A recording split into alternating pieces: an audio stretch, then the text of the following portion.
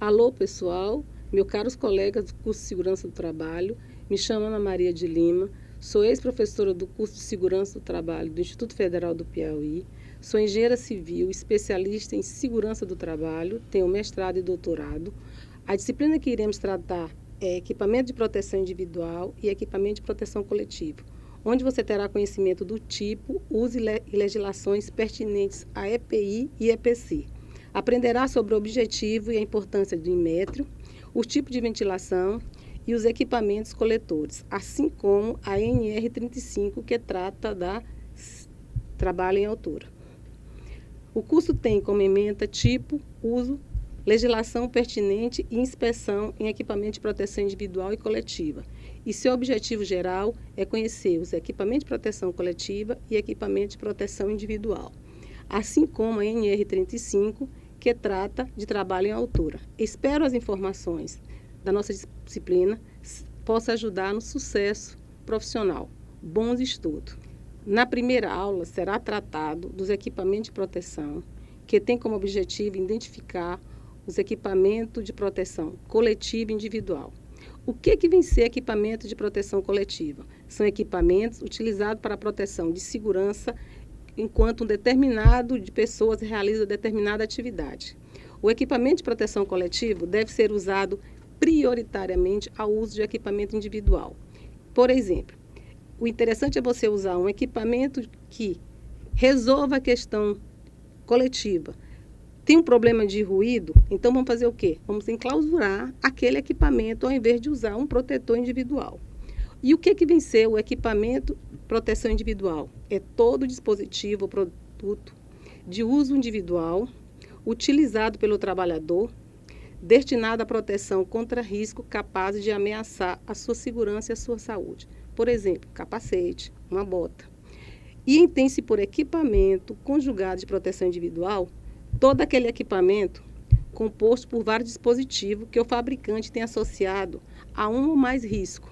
Por exemplo, eu tenho um equipamento que tem o capacete, o protetor auricular e a máscara. Então, para cada risco daquele que o trabalhador está sujeito àquele risco, ele é colocado em um único equipamento.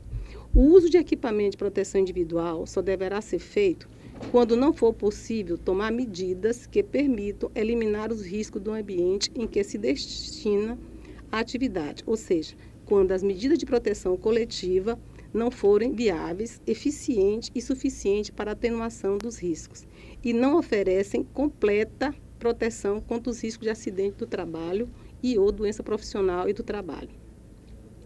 A norma NR6 trata de equipamento de proteção individual e dispõe que a empresa é obrigada a fornecer aos empregados gratuitamente o EPI, adequado ao risco, em perfeito estado de conservação e funcionamento nas seguintes condições. São 3 condições que ele usa. Primeira, sempre que as medidas de ordem geral não ofereçam completa proteção contra os riscos de acidente do trabalho ou de doença do trabalho profissional. A segunda, enquanto as medidas de proteção coletiva estiverem sendo implantadas e, por último, para atender a situações de emergência. Entende-se por medida, um meio, uma forma, uma maneira e a palavra proteção nada mais é do que cuidar, preservar, guardar. Portanto, o que vem ser medida de proteção? São os meios utilizados para preservar a segurança do trabalhador. O maior risco de acidente do trabalho está ligado às tarefas desenvolvidas na área de eletricidade e de altura. Os acidentes que ocorrem nessas atividades são os maiores causadores de morte. Para contribuir com a diminuição do número de acidentes causados por queda, existe a NR35. E para serviços com eletricidade, tem a NR10, que são as normas regulamentadoras. Nas tarefas de instalações elétricas, só iniciam depois das medidas de proteção coletiva serem adotadas. São procedimentos específicos para essas atividades, de acordo com a NR10. Garantem não só a segurança, mas a saúde dos envolvidos. Uma das primeiras medidas é a desenergização elétrica, que é o conjunto de ações coordenadas, sequenciadas e controladas, destinada a garantir a efetiva ausência de tensão do circuito. trecho ou ponto de trabalho durante todo o trabalho de intervenção e sobre o controle dos trabalhadores. Quanto ao trabalho a NR35, que nós iremos estudar lá na última aula, estabelece os requisitos mínimos e medidas de proteção. Envolve o planejamento, a organização e a execução, garantindo a segurança e a saúde dos trabalhadores que estão direta ou indiretamente ligados a esse tipo de atividade. Vale lembrar que a responsabilidade em implantar as medidas de proteção é do empregador e o do trabalhador é de cumprir as disposições legais, colaborando com o empregador, a fim de resguardar sua segurança, sua saúde e daqueles que possam afetar suas atitudes. O Programa de Controle e Meio Ambiente de Trabalho na Indústria da Construção Civil, PCMAT, é regulamentado pela NR 18. É um programa que estabelece procedimentos de ordem administrativa, de planejamento e de organização, que objetivam a implantação de medidas de controle e sistema preventivo de segurança nos processos, nas condições no meio ambiente de trabalho, na indústria da construção civil, seja naval ou qualquer indústria cujo trabalho seja construção. O PCMAT dita uma série de medidas de segurança a serem adotadas durante o desenvolvimento da obra. É elaborada para proporcionar ações e medidas de segurança do trabalho em todas as faces da obra. Ele envolve projeto de projeção coletiva, que deve ser elaborada por profissional habilitado na área de segurança do trabalho. Não é qualquer profissional, necessariamente ele tem que ter habilidade em segurança do trabalho. Para elaborar o PCMAT, é preciso antecipar os riscos de acidente. Primeiramente, faz o reconhecimento dos riscos, em seguida, a avaliação e, por fim, o controle. O PCMAT deve ser bastante rigoroso, uma vez que o Programa de Controle Médico e Saúde Ocupacional, PCMSO, é feito a partir do PCMAT. O sistema ou equipamento de proteção coletiva para evitar queda encontra-se na recomendação técnica RTP número 1, que é elaborada pela Fundacentro, que tem por objetivo fornecer embasamento técnico e procedimento sobre as medidas de proteção contra quedas de altura na indústria da construção civil. A proteção coletiva deve priorizar a adoção de medidas que objetivam evitar a ocorrência de quedas. Não sendo tal possível, é possível, nessa hipótese, deve-se utilizar recurso de limitação de quedas.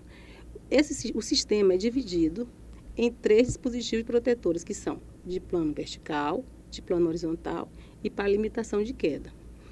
Os dispositivos protetores do plano vertical são colocados em vãos usados para transporte vertical de equipamento, materiais e ferramentas.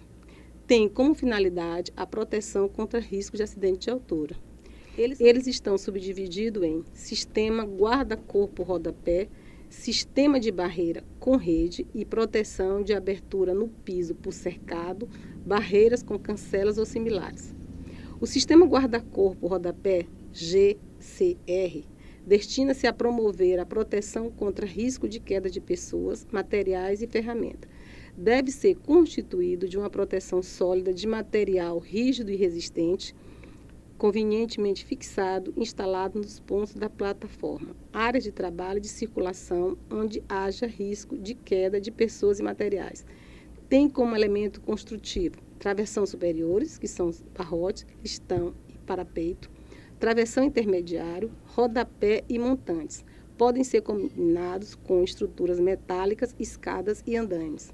O sistema de barreiras com rede diferencia do sistema guarda-corpo-rodapé, por ser constituído por 2 elementos horizontais, rigidamente fixados em suas extremidades à estrutura da construção, sendo o vão entre os elementos superior e inferiores fechados unicamente por meio de rede de resistência de 150 kg força por metro linear, com malha de abertura entre 20 e 40 milímetros, ou de material resistente e durável. O elemento horizontal superior e inferior são constituídos por cabo de aço ou tubo metálico.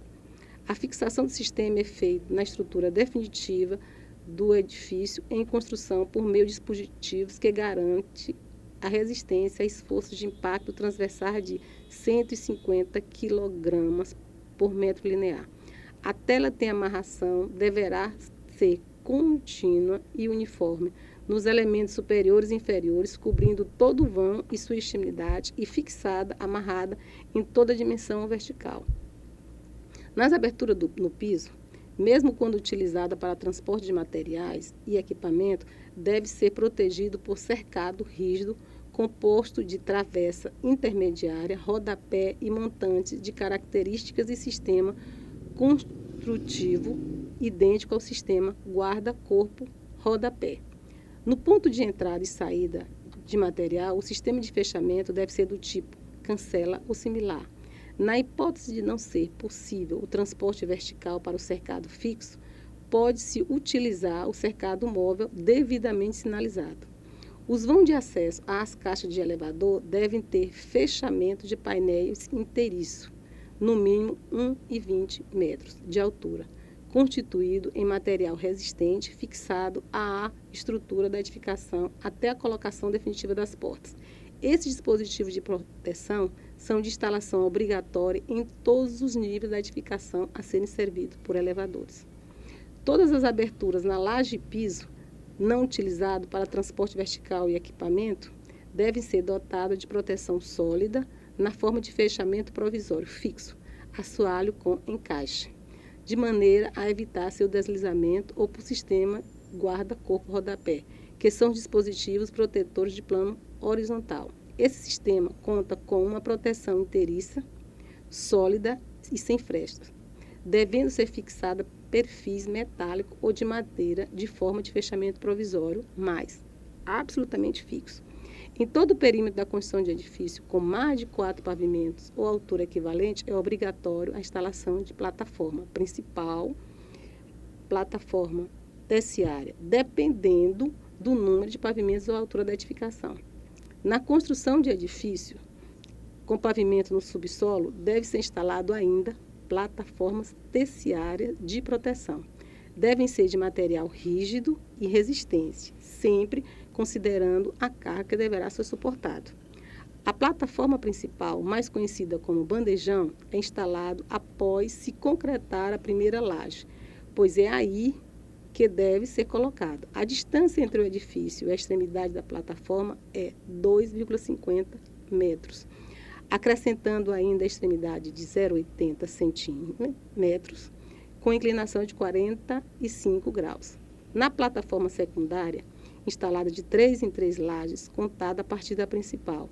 Em relação à fase externa da edificação, a secundária terá no mínimo 1,40 metro, acrescido de 0,80 metro, inclinado em 45 graus. Caso a edificação com pavimentos subsolos, instalam-se plataformas terciárias, de 2 em 2 lajes, contada na direção do subsolo, a partir de onde está a plataforma de proteção principal. Deve, no mínimo, ter 2,20 metros da fase da construção até a extremidade, e, igualmente a outras, precisam ter 80 centímetros, com inclinação de 45 graus. Essas plataformas devem ser rígidas e dimensionadas de modo a resistir aos possíveis impactos a qual estão sujeitas. Todo o perímetro da construção de edifício entre as plataformas de proteção deve ter fechamento com tela de resistência de 150 kg força por metro linear, com malha de abertura de intervalo de 20 a 40 milímetros, ou material resistente e durabilidade equivalente fixada nas extremidades dos complementos das plataformas. Você, como técnico, deve ter alguns cuidados, como o estrado das plataformas de proteção deverá ser contínuo, sem apresentar vãos com execução de passagem de plumas, que deverá ser realizada através de recorte minimamente necessário na forração. Trecho de plataforma de proteção retirado temporariamente para transporte vertical indispensável deve ser recolocado logo após concluído o transporte. As plataformas de proteção devem ser mantidas sem sobrecarga que prejudique a estabilidade de sua estrutura, devendo o início de sua desmontagem ser precedido da retirada de todos os materiais ou detrito delas acumulada. Não deve ser permitido a retirada, ainda parcial, dos materiais utilizados nas proteções. O conjunto formado pelas plataformas de proteção deve ser substituído por andaimes fachadeiros, instalando-se a tela em toda a sua face externa. A desmontagem das plataformas deve ser feita ordenadamente, de preferência de cima para baixo, podendo ser utilizado no sentido inverso, caso sejam utilizados andames suspenso, pesado ou do tipo fachadeiros.